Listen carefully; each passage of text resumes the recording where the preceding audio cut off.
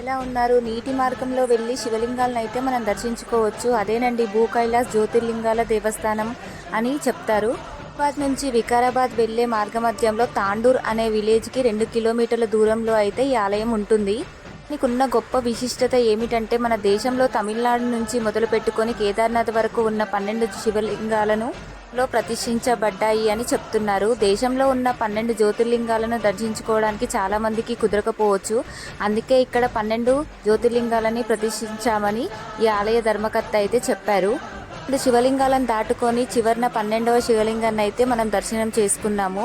ఇంకా ఈ ఆలయంలో 60 అడుగుల శివుడి విగ్రహం అయితే మనకి కనిపిస్తుంటుంది. ఎప్పుడూ నిత్య అన్నదానం కూడా జరుగుతుంది. ఒకటి నచ్చలేదు, ఎందుకనంటే మనము నడుచుకుంటూ వెళ్ళి మా నీళ్లను మళ్ళీ శివుడి మీద అభిషేకం చేస్తున్నారు. అదైతే నాకు నచ్చలేదు. మీరేమనుకుంటున్నారో నాకు కామెంట్ చేయండి. యూట్యూబ్ ఛానల్లో ఉంది, చూసేయండి. ఈ వీడియో నచ్చితే లైక్ చేయండి.